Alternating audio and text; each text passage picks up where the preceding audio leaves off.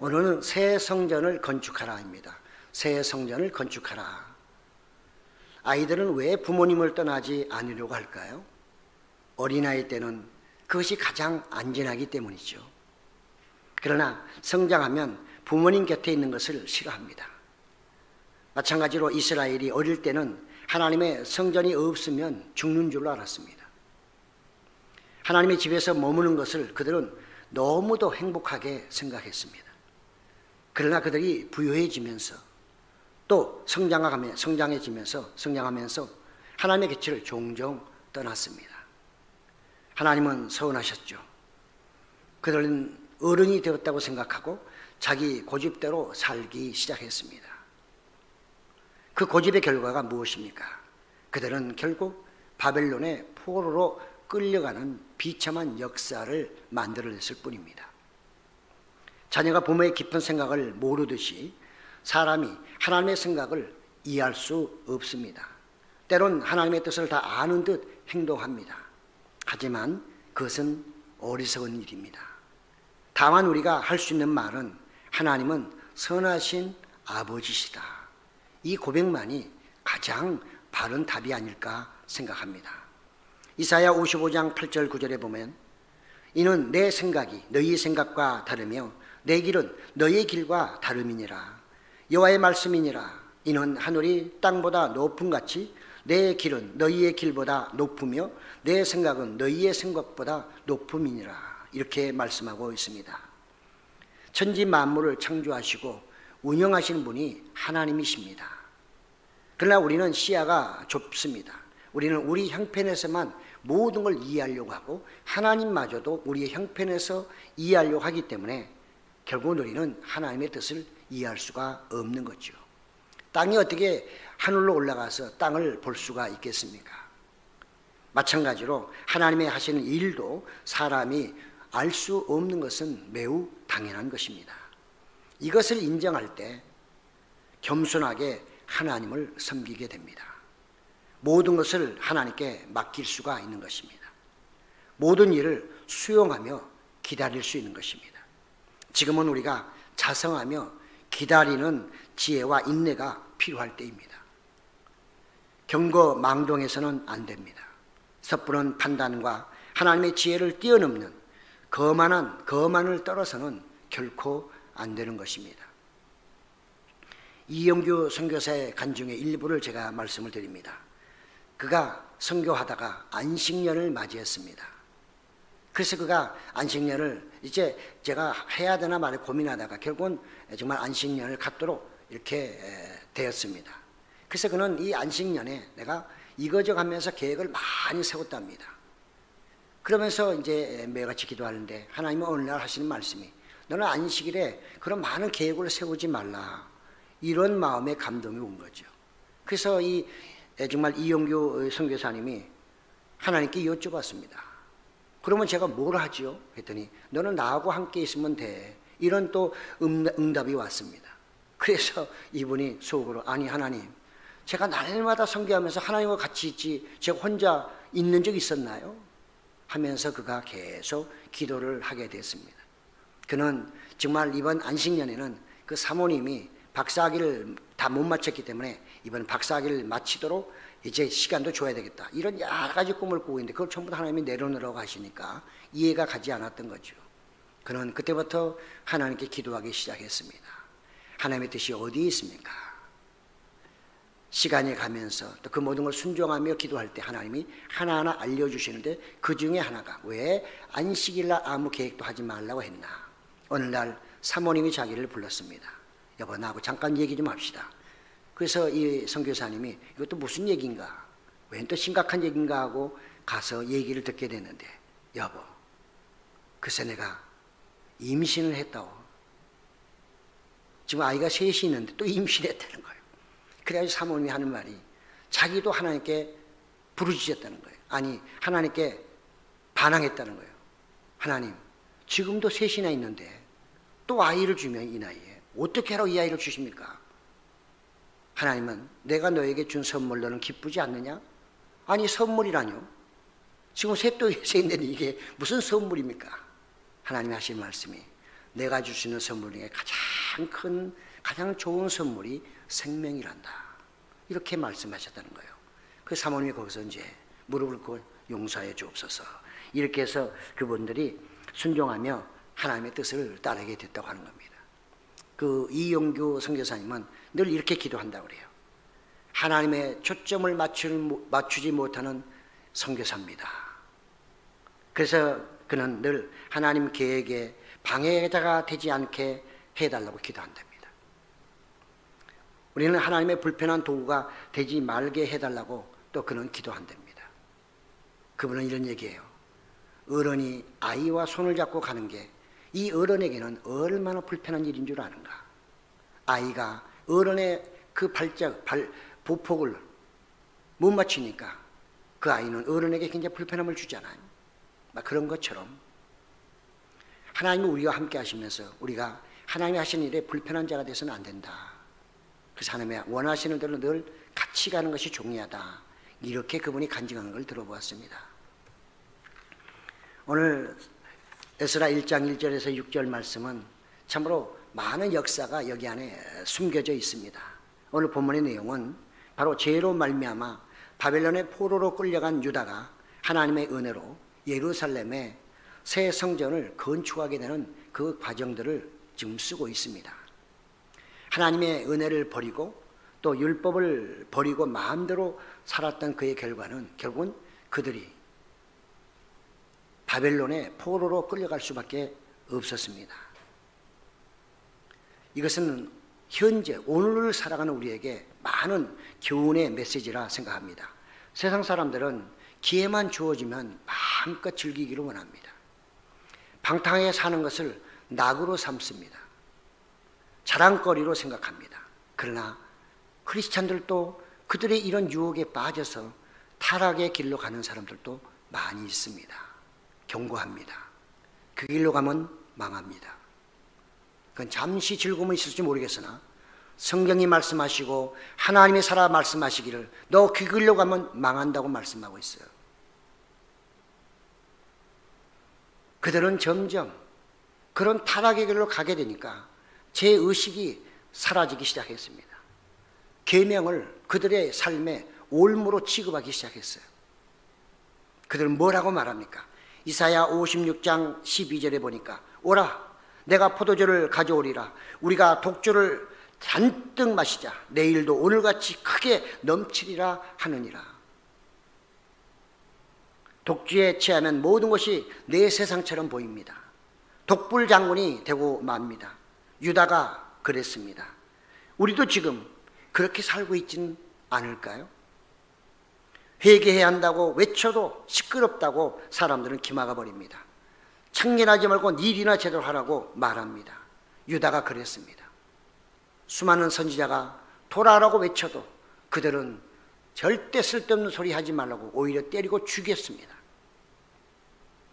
하나님은 그들의 그런 모습을 보면서 마음을 단단히 고쳐 먹으셨습니다. 사랑의 회초리를 들었습니다.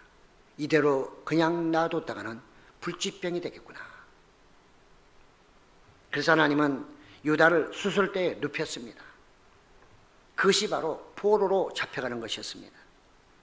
그들에겐 엄청난 고통이었습니다. 안 떨어지겠다고 아우성을 쳤습니다. 어떤 면에서 예수님께서 십자가를 지실 때 아버지여 어찌하여 나를 버리시나이까 하는 이런 하나님에 대한 배신감도 그들은 느꼈을 것입니다. 그렇지만 하나님의 마음은 더 찢어지게 아팠던 것입니다. 하나님은 한탄하셨죠. 내 백성이 내 자녀들이 어찌하여 이렇게 알지 못하고 그 길을 계속 가고 있나. 하나님은 그들의 죄값을 70년으로 정하셨습니다. 바벨론의 복종 아래서 애굽의 고통을 되새기게 하셨습니다. 나라 잃은 서글픔으로 눈물과 한숨과 고통을 맛보게 하셨습니다. 고통이 심할수록 하나님의 은혜를 그리워할 것입니다. 실향민으로 온갖 수모와 천대를 겪게 하셨습니다. 하루하루가 살기가 너무도 힘들었습니다. 뒤늦게 그들은 잘못을 깨닫고 회개했습니다. 그럼에도 불구하고 그들은 70년의 시련 기간은 그대로 지내야 하는 것입니다. 혹시 하나님이 우리로 하여금 코로나를 통해서 정해놓은 기간은 있지 않을까요? 그건 아무도 모릅니다. 한번 반문해 보는 것입니다. 그들은 성전 없는 세월을 앞으로 70년간 살아야 됩니다. 장막 없는 집에서 사는 거나 똑같은 것이죠. 70년이 되자 하나님은 유다를 짓밟은 바벨론을 바사의 왕 고레스에게 다 넘겨주셨습니다. 아마도 고레스는 하나님의 말씀을 귀담아 들을 수 있는 선한 양심을 갖고 있었던 것 아닌가 생각합니다. 그러니까 이방의 왕임에도 불구하고 그는 나의 종이라 이렇게 표현하기도 했기 때문입니다. 기원전 538년에 6년에 고레스 왕은 하나님의 영에 감동되어 그가 이렇게 말하죠. 하나님이 그에게 그 제국을 주셨다. 하나님이 참 신이다. 이렇게 그가 선포했어요. 조소를 꾸며서 다 나눠줬어요. 이것은 기적이죠. 이방의 왕이 어찌 여호와를 참 신이라고 말하고 그 여호와가 자기에게 그 제국을 주었다고 말할 수 있을까요? 하나님이 그의 입을 열어서 그의 마음을 완전히 녹여서 감동시켜서 그렇게 하게 하신 것이죠. 고레스는 포로된 하나님의 백성 유다인들에게 본국으로 돌아가 새 성전을 건축하도록 자유를 주었습니다. 이것은 하나님께서 예레미야에게 주신 언약, 너희는 70년 있다가 돌아오리라 하는 그 예레미야와의 언약을 하나님이 기억하고 계시다가 70년이 되어서 이제 돌아오게 된 것입니다. 고레스 왕은 만일 본토로 돌아가지 않는 유다인들은 하나님의 성전을 건축할 수 있도록 헌금을 하도록 또 협조하도록 이렇게 명령도 했습니다. 하나님은 새 성전 건축을 완벽하게 준비해 놓으셨던 것이죠. 하나님은 유다와 베냐민 집안의 우두머리들, 제사장들, 레위 사람들에게도 그 영을 통해서 그들의 마음을 감동시키사 사명감을 갖게 하셨습니다. 많은 사람들이 예루살렘으로 함께 올라가기로 결단도 했습니다. 그런가 하면 못 가고 그곳에 머물러야 하는 사람들은 정말 안타까워하면서 고레스의 명령대로 자원해서 예물을 드렸습니다. 금이나 또는 은그릇들 그리고 보물들, 짐승을 헌물로 드렸던 것입니다. 고레스 왕도 느부갓네살이 빼앗아 온 하나님의 성전의 거룩한 성물들을 돌아가는 그들에게 다 되돌려 줬습니다. 이걸 가지고 가서 성전을 짓거든 하나님의 전에서 이 성물을 쓰도록 하게 했던 것이죠. 새 성전을 지을 때가 온 것입니다. 부흥의 날이 오게 된 것입니다. 이 일을 하신 분은 여호와 하나님이십니다. 그의 백성을 결코 버리지 않고 끝까지 선하게 인도하시는 좋으신 하나님이 하신 일인 것입니다. 우리가 끝까지 하나님을 믿어야 하는 이유가 여기에 있습니다. 예수님이 십자가를 끝까지 지신 이유가 여기에 있는 것입니다. 지금 우리는 코로나19로 인해 엄청난 피해와 거리 두기로 인해서 불안한 내일을 우리는 기다리고 있습니다. 교회는 계속 사회적 지탄의 대상이 되고 있습니다. 종교 간 큰 차별을 받아도 무력합니다. 그러나 이러한 현실은 이미 예언되었습니다. 경고했습니다. 그럼에도 불구하고 크리스천들은 주일이 되면 그날을 나의 즐거운 날로 삼았습니다. 예배를 드리지 않아도 아무 관계 없었습니다. 오늘은 어디로 갈까? 미리서 예약해서 주말이 되면 세상 나가 즐겁게 사는 것을 낙으로 삼았던 것이 크리스찬들 아닌가요?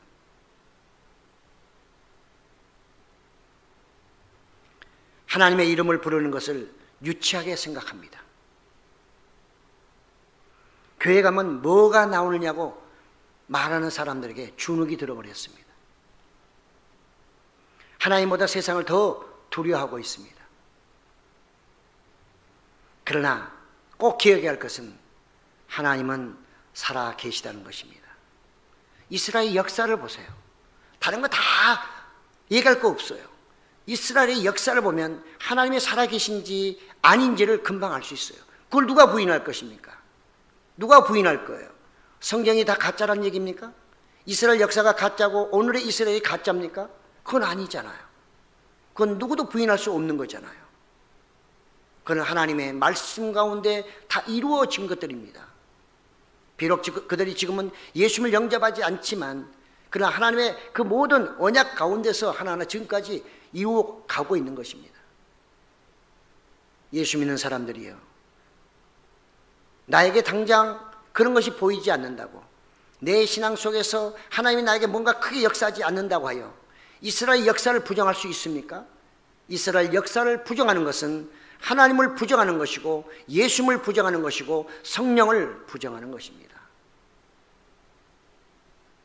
제발 일어나시기 바랍니다. 가나안 교인처럼 시간 내면 나오고 마음 내키면 나오는 그런 신앙인이 아니라 이제는 그렇게 신앙생활하면 죽습니다. 사회적 거리두기가 계속 지속된다면 누가 여러분한테 찾아가서 신방을 하며 누가 여러분에게 복음을 전하며 누가 여러분에게 조언을 하겠습니까? 아무도 할 수 없습니다. 설교를 들어야만 그래도 교리가 있게 되는 것이고 돌아올 기회가 생기는 것인데 그거마저도 안 해버린다면 어떻게 하나님을 만나며 어떻게 천국을 가겠다고 하는 것인가요?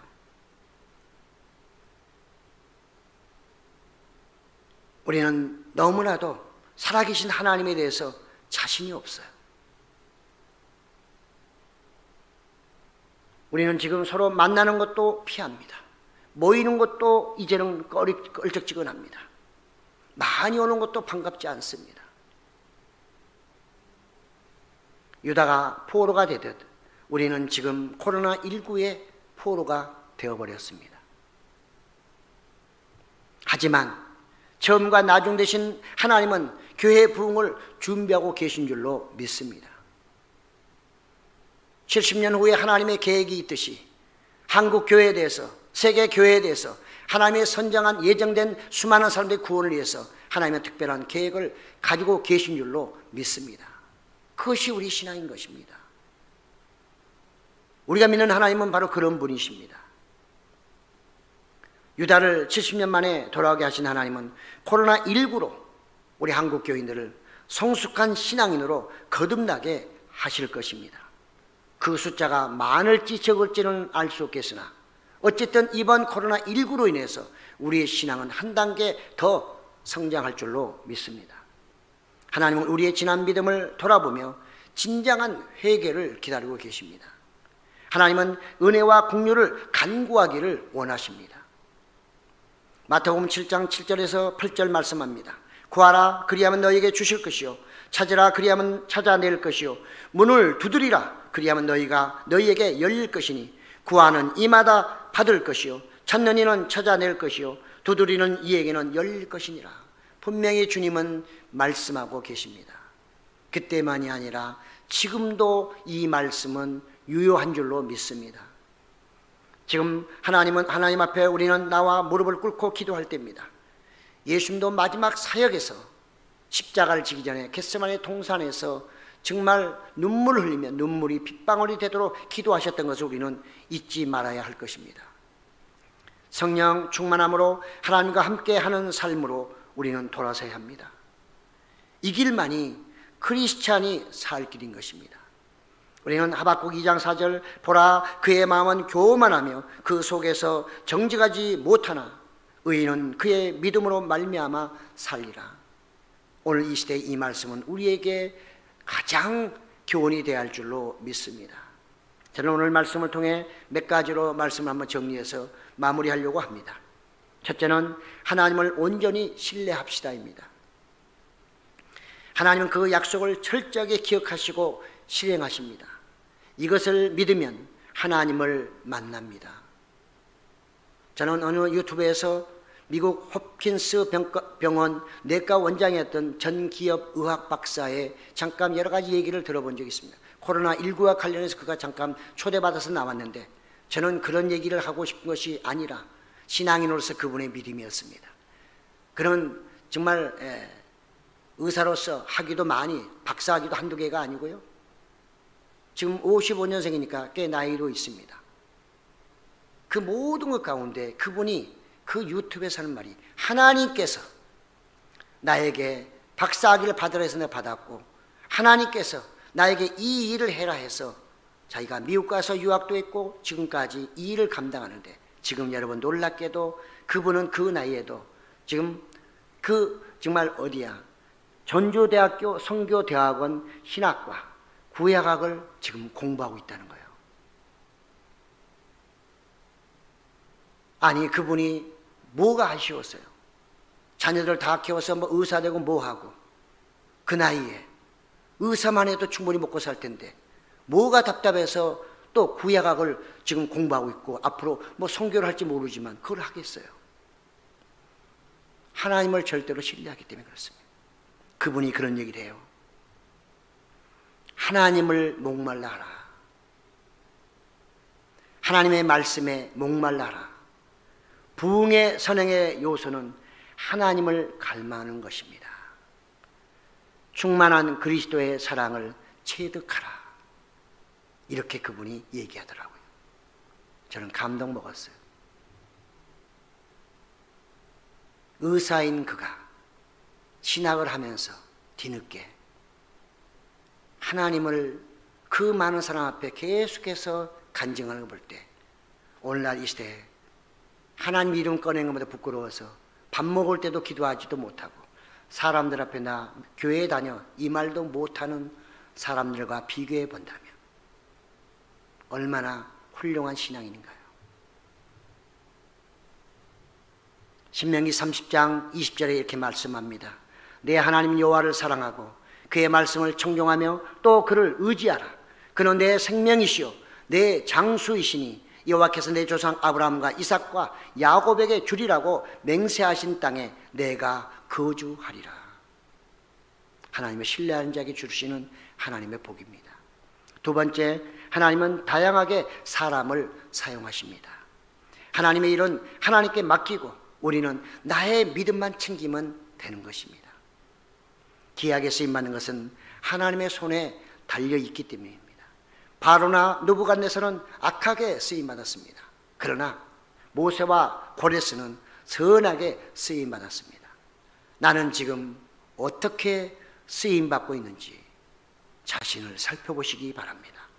믿음의 눈으로 깊은 묵상으로 나가 자아를 버릴 때까지 이 기도는 멈춰서는 안 될 것입니다. 세 번째로, 죄의 값은 반드시 청구됩니다. 죄의 값은 반드시 청구되고 지불해야 하는 것입니다. 죄의 값은 연체할 수 없습니다. 연체해서 어떻게 적당히 무마되는 것 아닙니다. 이거는 반드시 회개를 통해서만 용서함 받을 수 있습니다. 유대인은 그들의 타락으로 예루살렘의 성전이 불타는 수모를 겪었습니다. 바벨론의 포로가 되기도 했습니다. 오늘날 우리 크리스찬들이 죄를 지으면서도 예수 믿기 때문에 적당히 다 해결될 거라고 생각하십니까? 아닙니다. 반드시 그것은 진심으로 회개하셔야 됩니다. 그래야 주님의 그 보혈로 깨끗하게 씻김받게 될 것입니다. 로마서 6장 23절 말씀하십니다. 죄의 삭은 사망이요 하나님의 은사는 그리스도 예수 우리 주 안에 있는 영생이니라. 죄의 삭은 사망입니다. 네 번째로, 구원의 은혜에 감사의 예물을 드려야 합니다. 믿음의 예물을 드려야 합니다. 물질이 있는 곳에 마음이 있습니다. 어느 목회자의 아들은 그 아버지가 뒤늦게 목사가 되어서 첫 것을 하나님께, 처음에 그 아버지도 회사를 나가 첫 것을 하나님께 드렸는데 두 자녀도 마찬가지로 직장에 들어가서 첫 것을 전부 다 하나님께 드리는 그런 정말 귀한 일들을 하는 그런 자녀들이 있습니다. 은혜 받은 사람들은 해방의 기쁨을 누리기 때문에 하나님의 은혜를 깊이 알기 때문에 그 정도 드리는 것 아까우지 않습니다. 은혜에 대한 갚음이죠. 그것이 하나님의 은혜에 얼마나 되겠습니까만, 그래도 자기의 첫 것을 하나님께 드린다고 하는 것은 얼마나 귀할까요? 하나님이 그들을 축복하지 않으시겠습니까? 저는 물질을 많이 드리라는 그런 뜻이 아닙니다. 우리의 마음과 정성을 다해서 하나님의 은혜에 보답하라는 뜻이죠. 오늘 본문에도 나오죠. 고레스 왕을 통해서 하나님이 말씀하십니다. 여기에 머무르는 자들은 너희는 안 가니까 난 됐어, 이게 아니라 못 가는 대신에 너희가 가지고 있는 금은, 보물, 그리고 짐승이 있다면 그것을 헌물로 드려서 그 성전을 잘 짓도록 협력하라, 이렇게 말씀하고 있습니다. 우리는 때로는 몸으로 하나님을 섬기고, 때로는 지혜로 섬기고, 때로는 물질로 섬기기도 합니다. 어찌됐든 간에 우리는 다 하나님의 은혜를 받은 사람이라면 다양한 모습으로 하나님께 그 은혜를 갚아야 할 것입니다. 은혜 입은 우리는 마음의 새 성전을 세워야 합니다. 교회를 거룩한 새 성전으로 만들어야 합니다. 예수님은 천국이 사람의 마음이 있다고 하셨습니다. 지금 코로나19로 무너진 어두운 우리의 마음의 성전을 새롭게 세워야 할 때가 됐습니다. 지금은 오히려 무너지고 망하는 것이 아니라 오히려 무너뜨리고 새롭게 지어가는 하나님의 메시지라고 우리는 생각을 해야 할 것입니다. 낙심하기보다는 깨어 하나님께 더욱 가까이 나가 마음의 새 성전을 위해서 기도할 때인 것입니다. 이때를 놓치면 세상에 포로가 되고 마는 것입니다. 은혜의 때가 항상 있는 것 아닙니다. 성경은 우리에게 분명히 선포합니다. 지금은 은혜 받을 만한 때요, 지금은 은혜 받을 만한 때라고 말씀하고 있습니다.